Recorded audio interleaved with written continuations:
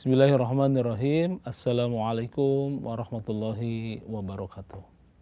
Alhamdulillahirabbil alamin wal aqibatu lil muttaqin. Wala udwana illa 'alal zalimin. Asyhadu an la ilaha illallah rahmanir rahim. Wa asyhadu anna Muhammadan abduhu wa rasuluhu min akhiril anbiya'i wal mursalin. Faya ibadallah ittaqullaha haqqa tuqatih wa la tamutunna illa wa antum muslimun. Tentunya puji yang sejati, puji yang sempurna mari kita sampaikan kehadirat Allah. Alhamdulillah, sahabat Kompas TV Jabar, kita bisa bersua kembali dalam program Lentera Kolbu. Insyaallah, mudah-mudahan hari ini adalah hari yang membahagiakan, hari di mana dikabulkannya seluruh doa-doa kita dan dihapuskannya seluruh dosa-dosa kita. Alhamdulillah, di kesempatan kali ini tema yang akan kita bahas berkaitan dengan tuntunan doa yang benar. Doa adalah bagian dari, sejatinya harus menjadi bagian dari hidup kita. Doa secara makna diambil dari kata da'a yad'u da'watan au du'aan, artinya sebuah panggilan, sebuah pengharapan, sebuah seruan, sebuah ajakan kepada Zat yang maha luar biasa, maha kuasa, Allah, dan mudah-mudahan harapan-harapan kita terijabah melalui doa-doa. Ya, ada juga yang mengatakan doa adalah laporan. Ya. Laporan, walillahil asmaul husna fad'uhu biha. Dengan asmaul husna kita menyampaikan, ya, berdoa kepada Allah. Ya Rozak, kalau lagi membutuhkan rizki, ya, sampaikan ya Rozak, wahai Allah yang memberikan rizki, urzukna, rizkikanlah kami. Ternyata nggak mudah ya untuk anak sekolah, kuliah, ke jenjang yang lebih tinggi, kehidupan yang hari ini. Maka sampaikanlah kalimat Ar-Rozak. Al-Fattah, Allah maha pembuka, bukakan hatinya, begitu. Al-Latif, lembutkan, ultuftina. Nah, jadi Asmaul Husna berperan adalah sebagai bentuk laporan kita kepada Allah atas segala keluh kesah, harapan kita tersampaikan melalui doa-doa. Pertanyaannya, bagaimanakah dan kenapa kita harus berdoa? Ya, sesungguhnya kita adalah makhluk yang memiliki 3 kriteria, ya. Yang pertama, antum muznibun, ya, kita adalah pendosa. Bagaimana kita tidak berdosa, ya? Yang kita lihat senantiasa bersentuhan dengan dosa. Yang kita dengar bersentuhan dengan dosa. Yang kita katakan juga bersentuhan dengan dosa, bahkan yang kita pikirkan, ya, cenderung bersentuhan dengan dosa. Dan kita harus berdoa kepada Allah, fasalunil magfirah. Mohonkan ampunan kepada Allah, sa'astaghfartalakum, nanti Allah akan mengampunkan dosa-dosamu. Ciri kedua juga kita adalah wa antum dhallun, kita itu tersesat. Ila man hada itu kecuali oleh Allah yang diberikan petunjuk, begitu. Fasalunil huda, maka mohonkanlah kepada Allah petunjuk, sa'ahdikum, insyaallah aku akan memberikan petunjuk kepadamu. Jadi kenapa kita harus berdoa? Satu, kita adalah makhluk pendosa. Kedua, kita adalah makhluk yang tersesat kecuali dapat bimbingan Allah. Dan yang ketiga adalah wa antum fakirun, kalian itu lemah, tak berdaya, ya. Ila man agna itu kecuali oleh Allah, kecuali kamu aku berikan kecukupan, ya, maka mohonkanlah kecukupan kepadaku, insya Allah Allah akan memberikan rizki bagimu. Nah, kenapa juga kita harus berdoa? Di antaranya adalah karena, ya, doa inilah yang bisa merubah takdir hidup kita, gitu. Ya, la yuraddu al-qadaru ila du'a. Tidaklah takdir kita bisa berubah, salah satunya dengan doa, gitu. Ya, mungkin pagi ini takdirnya harus keserempet, gitu ya. Tapi keserempetnya nggak jadi sama bus, tapi terserempet oleh seseorang, begitu ya. Atau yang lebih kecil dari itu, takdirnya berubah. Yang kedua adalah ad-du'a mukhul ibadah. Doa ini otaknya ibadah, ya. Jadi kita bisa melakukan ibadah dengan baik ketika kita memahami laporan doa-doa kita yang kita sampaikan kepada Allah. Dan yang ketiga, doa silahul mu'min. Doa itu adalah senjata bagi orang-orang beriman begitu. Bahkan silahul mu'min itu as-sabr wa doa. Selain doa juga kesabaran. Dan salah satunya memang doa. Senjata umat Islam itu ya doa. Doa-doa yang dipanjatkan kepada Allah dengan benar, insya Allah bisa merubah takdir hidup kita, bisa menjadi bagian tersampaikannya segala asa, cita, harapan, doa-doa kita, dan terijabahnya segala permohonan-permohonan kita. Nah, pertanyaan selanjutnya adalah bagaimana cara kita berdoa dan apa perintah Allah dalam berdoa? Ya, Allah mengatakan dalam Al-Quran ya, ud'uni astajib lakum. Mintalah kepadaku, pasti aku akan mengijabah segala doa-doa kita. Bahkan wa idza sa'alaka ibadi, ketika seorang hamba bertanya kepadaku tentang aku gitu. Ini qarib, aku itu sangat dekat ya, qaribun ya. Ya, sangat-sangat dekat. Ujibu da'wat, akan menerima, mengijabah doa-doa ya, da'wat. Ujibu da'wat tadda'i idza da'an, akan menjawab doa-doa orang yang berdoa gitu kepadaku. Waliyastajibu li wal yu'minu la'allahum yarshudun. Maka memang mintalah kepadaku, nanti kamu mendapatkan petunjuk begitu. Kemudian bagaimana cara kita berdoa? Ya, ud'ullaha tadarruan wa khifyatan. Berdoalah kepada Allah dengan lemah lembut, dengan penuh kerendahan diri, kerendahan hati ya. Yang insya Allah itu akan memastikan ya, menjanjikan terkabulnya doa-doa. Di sisi lain juga ayat lain mengatakan bahwasannya di sebuah hadis itu ud'ullaha wa antum muqinun bil ijabah. Jadi berdoalah kepadaku dan penuh dengan keyakinan bahwa doa-doa ini akan diijabah oleh Allah. Dan Allah tidak akan menerima doa-doa dari minggopin lahin ya, dari hati yang lalai, yang tidak yakin ngadoa teh, ongko ngedoa tapi ujung-ujungnya gak akan diijabah. Nah, itu sebetulnya sesuatu yang lalai dan Allah tidak akan menerima. Oleh karena itu teruslah berdoa ya, sepanjang hayat kita, dari mulai hayat sampai wafat kita. Berdoalah. Memang doa ada yang hari ini kita berdoa dan besok juga Allah kabulkan, itu yang sifatnya cash ya, cash and carry, alhamdulillah. Ada juga yang sifatnya terpending gitu. Doanya mungkin 3 tahun yang lalu, 4 tahun yang lalu, tapi alhamdulillah Allah ijabah 20 tahun kemudian. Allah ijabah beberapa tahun kemudian. Dan ada kalanya juga kalaupun tidak diijabah di dunia, sesungguhnya seseorang yang berdoa itu pasti akan diijabah di akhir kelak ya. Fungsi akhirat itu adalah salah satunya adalah menyelesaikan masalah-masalah yang belum sempat terselesaikan di dunia. Doa kita udah habis-habisan dikeluarkan, ternyata belum diijabah, dan di akhirat lah bil jazai ya, menjadi pahala yang melimpah berkah besar atas doa-doa yang kita lakukan.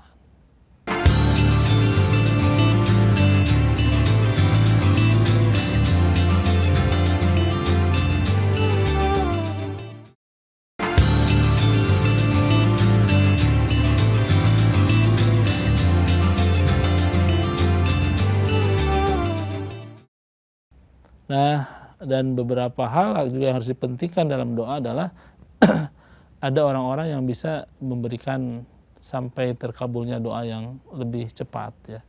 Di antaranya siapa? Ada watul madlum, orang yang teraniaya doanya diijabah. Ada juga doa dari kedua orang tua kita ya. Kemudian juga ada doa orang-orang yang safar, mintakan doa kepada mereka. Ada doa-doa dari orang-orang yang saum juga. Ya, hatta yuftiro, sampai dia berbuka, doa mereka terijabah. Doa yang diijabah dulu siapa lagi? Doa para pemimpin-pemimpin yang adil. Ya, insya Allah doanya akan ijabah doa anak kepada orang tua, doa orang tua kepada anak juga demikian. Dan di antara juga doa yang akan Allah ijabah adalah doa dari orang-orang yang berdoa bidokhril gaib ya. Jadi di belakangnya.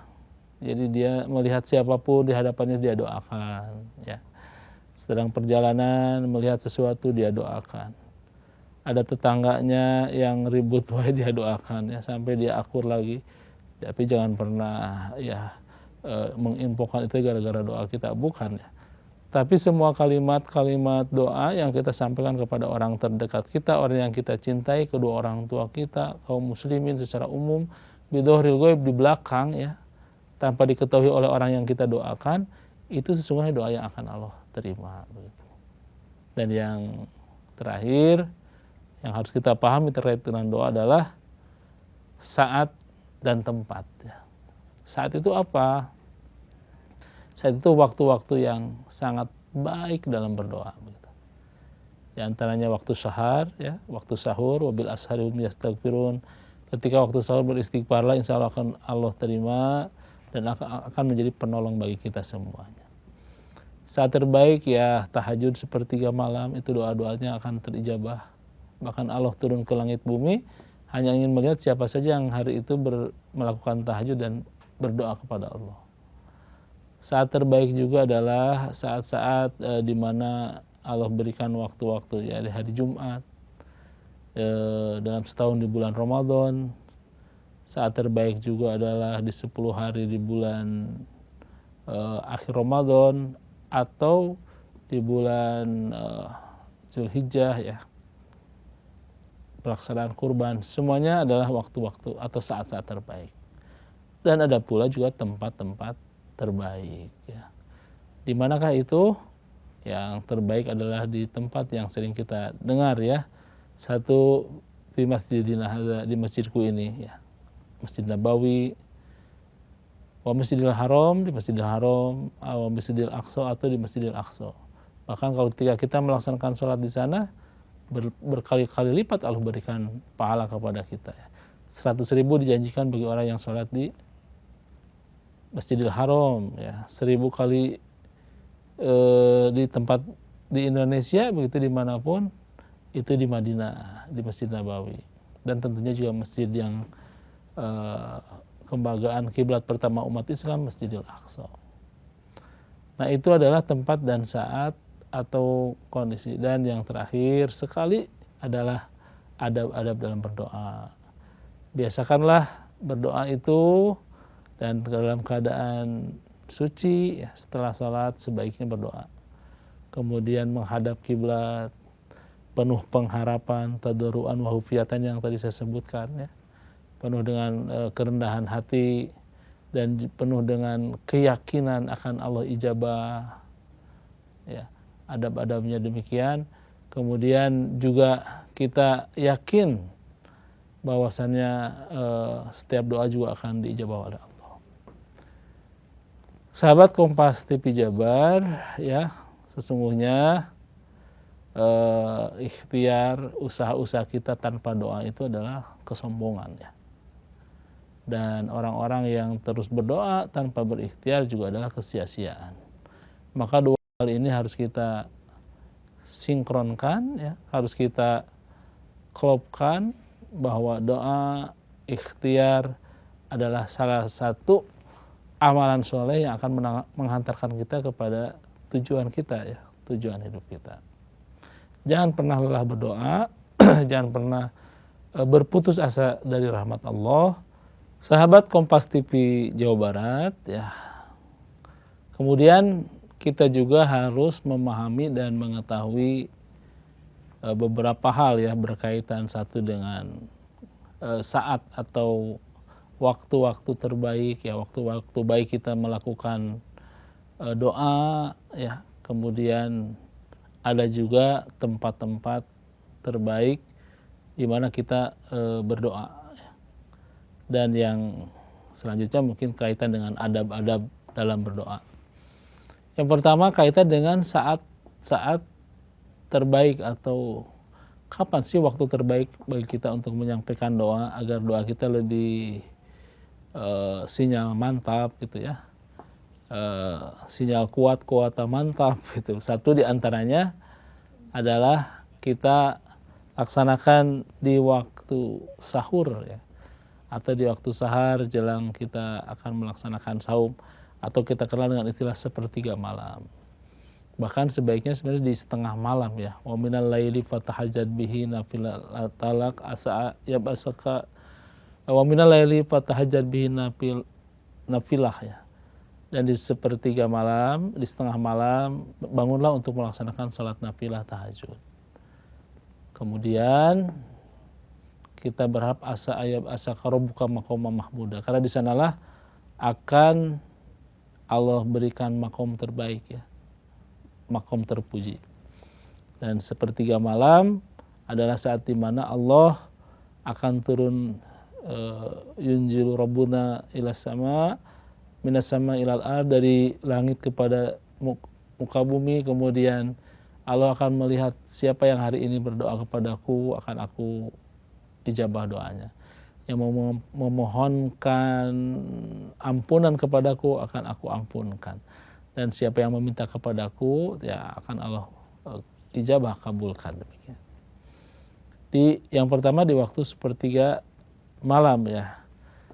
Kedua di waktu-waktu ganjil di bulan Ramadan atau 10 hari terakhir. Nah, ini adalah saat terbaik, saat tepat kita menjemput Lailatul Qadar. Ini juga betapa banyak ya kita juga kemarin rasakan, berburu pahala, berburu Lailatul Qadar ya. Seolah mencari, bukan hanya mencari, berburu ya. Artinya berburu menyiapkan semua kekuatan agar kita bisa mendapatkan. Dan saat terbaik itulah di 10 hari terakhir dalam malam-malam Qadar atau malam-malam penentuan ketetapan takdir Allah. Yang ketiga adalah ketika adzan berkumandang ya. Adzan berkumandang itu terkabarkan dalam sebuah hadis ya, setan itu lari terkentut-kentut ya, artinya saking tidak mau mendengarkannya. Dan baru kembali lagi setelah adzan berhenti, kemudian sampai jelang pelaksanaan sholat. Maka antara adzan sampai iqomah itulah saat-saat terbaik kita berdoa kepada Allah ya. Biasanya ada 10 menit terakhir ya jelang melaksanakan sholat wajib. Kemudian yang selanjutnya saat terbaik juga adalah ketika selesai melaksanakan sholat wajib. Diawali istighfar ya. Hanya 2 permohonan kita kan. Satu, agar Allah mengampuni seluruh dosa kita. Astagfirullah wa atubu ilaik ya. Apa artinya? Kita memiliki harta, beribadah dengan baik, beramal dengan kuat, tapi tidak Allah ampuni. Amal kita akan sia-sia. Dan yang kedua yang sedang kita mohonkan setelah sholat wajib itu adalah keselamatan begitu. Allahumma nas'aluka salamatan fid din, Allahumma antas salam. Karena apa? Apa artinya kita berlimpah harta, memiliki rumah bertingkat, sedan mengkilat ya, cantik memikat, harta berlipat-lipat, uang berlipat-lipat, emas berkarat-karat, tapi kita tidak selamat begitu. Maka doa yang kedua itu doa diselamatkan. Dan yang selanjutnya saat terbaik juga adalah kita laksanakan ketika turun hujan. Nah, itu doa kita akan ijabah ya, sayyiban nafi'an. Biasanya seiring turun hujan juga turun rahmat karunia Allah Subhanahu wa taala kepada kita. Kemudian di hari Jumat ya, sedang bepergian. Nah, itu saat-saat terbaik dalam berdoa. Ya, di Jumat hujan, kemudian sudah sedang bepergian, itu juga adalah saat terbaik. Nah, nanti di bulan Zulhijjah itu dikenal ada hari Arafah, 9 Zulhijjah ya, orang sedang melaksanakan wukuf di tanah suci.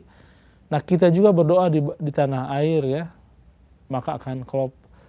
Jadi saat terbaik juga adalah saat ketika kita melaksanakan waktu Arafah ya, tanggal 9 Zulhijjah. Kemudian juga saat terbaik adalah ketika meminum air Zam-Zam ya. Kan sebagian saudara kita ada yang kembali dari hajian atau umroh dan membawa air Zam-Zam, berdoalah ke sana terbaik.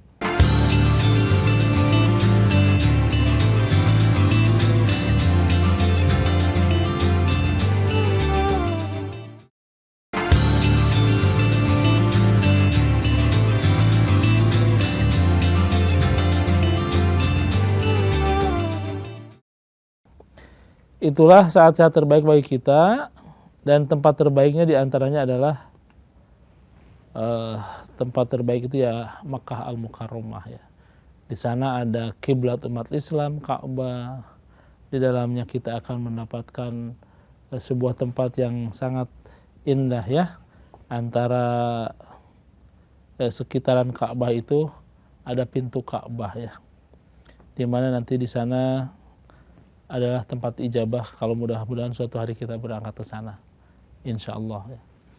Masjid Ismail, kemudian sedang tawaf di Bukit Sofa, Marwah. Nah itu tempat-tempat ijabah. Kenapa Allah memilih tempat itu ya? Karena Allahu yakhluqu ma yasha' wa yakhtar. Allah lah yang menciptakan sesuatu dan memilih sesuatu itu.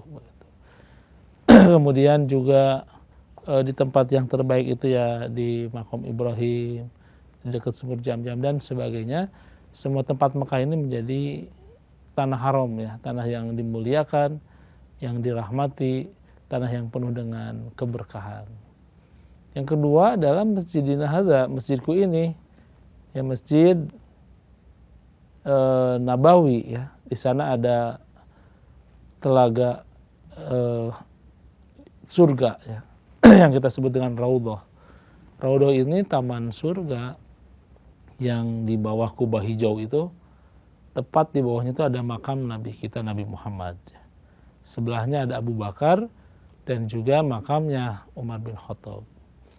Nah itu namanya Raudhah. Raudhah itu tempat mimbar Nabi dan tempat istirahat Nabi. Itu menjadi tempat ziarah terbaik di dunia ini ya, di alam ini, ketika kita bisa bersua di Raudhah, di makam Rasulullah. Saat itulah saat-saat paling ijabah, tempat yang menjanjikan ijabah. Dan yang selanjutnya adalah terus bagaimana adab kita dalam berdoa. Maka yang pertama diantaranya adalah menghadap kiblat sebaiknya ya. Walaupun tidak menjadi ketentuan, menghadap kiblat, insya Allah ini menjadi adab kita dalam berdoa. Kemudian dalam keadaan bersih, sebaiknya juga adalah dalam keadaan berwudu atau terbebas dari najis begitu. Kemudian tadi manfaatkan waktu-waktu dan tempat ijabah, itu adab-adabnya ya. Kemudian kita juga jangan lupa mengangkatkan tangan juga diperbolehkan dengan suara lirih, suara lembut, suara penuh dengan ketawaduan ya, rendah diri, bahkan tidak apa-apa di hadapan Allah, merasa diri kita banyak dosa, diri kita sangat lemah dan juga sangat kekurangan, maka ada berdoa itulah yang terbaik. Kemudian kita dengan penuh kekhusyuannya, khusyuan wa tawadduan, khusyuk dan penuh dengan kerendahan hati, dan jangan tergesa-gesa ya. Berdoa itu, doa hari ini besok harus ijabah. Pengen dapat jodoh besok nikah, nggak mungkin ya. Nah, doa mah tetap jangan ada ketergesa-gesaan. Ya semua yang tergesa-gesa biasanya tidak baik ya. Makan tergesa-gesa juga keselak gitu. Jalan tergesa-gesa ya tijalikeh kata orang Sunda ya. Dan memperbanyak taubat, kemudian diawali dengan kalimat-kalimat Asmaul Husna, dengan pujian-pujian kepada Allah, dan insya Allah yang selanjutnya terakhir adalah hindari makanan dan minuman yang haram, karena ini yang akan membuat kita tidak terijabah doa-doa kita. Sahabat Kompas TV Jabar, semoga serangkaian tuntunan doa yang disampaikan barusan adalah menjadi jalan terkabulkannya doa kita, tersampaikannya ilmu kepada kita, dan kita bisa berdoa kepada Allah dengan penuh keyakinan Allah akan mengijabah seluruh doa kita dan menjadikan kehidupan dunia akhirat kita bahagia, berkah, mulia. Hatur nuhun. Aqulu qouli hadza astaghfirullah li wa lakum. Assalamualaikum warahmatullahi wabarakatuh.